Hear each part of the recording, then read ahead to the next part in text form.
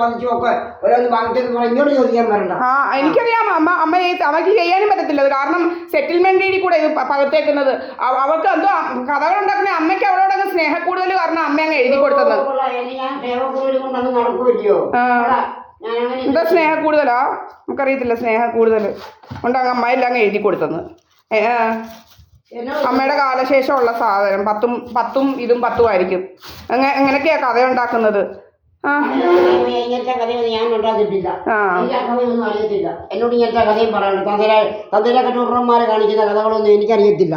തന്തയ്ക്ക് പറക്കാത്തവർ കാണിക്കുന്ന കഥകളൊന്നും ഞാൻ തന്തയ്ക്ക് പറഞ്ഞ മോളാ. എങ്ങനെങ്കിലും എൻ്റെ സ്വത്ത് പിടിച്ച് പറിക്കാൻ ഇങ്ങനെ നടക്കുക. കുറേ എണ്ണം, കുറേ ആളുമാരും എന്താണെന്നറിയത്തില്ല. ഇതുപോലെ കള്ളത്തരമൊക്കെ കാണിച്ച് BJP എന്ന് പറയുന്നവൻ കുറേ അവൻ്റെ എല്ലാം എഴുതി കൊടുക്കണം മന്ദിരത്തിൽ.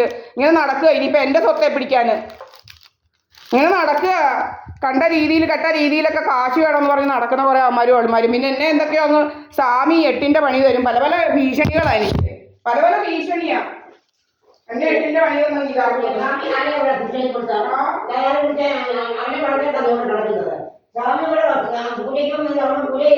അതേ നമ്മൾ പറഞ്ഞോ. അല്ലാതെ തെറ്റൊന്നും പറഞ്ഞില്ല. ഞാൻ പറഞ്ഞു സ്വാമിയുടെ കമ്പിയോടി കൊണ്ട് വരാനല്ല. സ്വാമി മന്ദിരത്തിൽ പൂജയെ വരുന്ന അടുത്തുള്ള വീട്ടിൽ കമ്പിയോടി കൊണ്ട് ചെല്ലാനാണോന്ന് ചോദിച്ചു.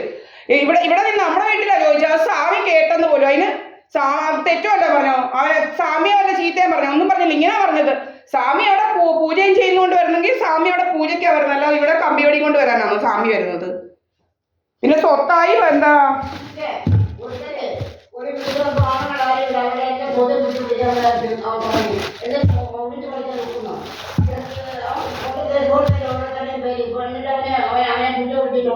ആര്?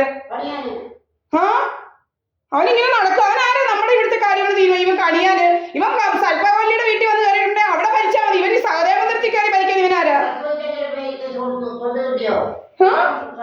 ഇവൻ സകലവാനായിട്ടും ഭരിക്കണമെന്ന് ഏതോ ഒരു കണിയാൻ വന്നിട്ട് ഇവൻ ആരാണെന്ന് അറിയത്തില്ല. ഈ കണിയാന് ഭയങ്കര ശല്യമായിട്ട് മാറിയിരിക്കുക സാമൂഹിക വിരുദ്ധനെ കൊണ്ട്.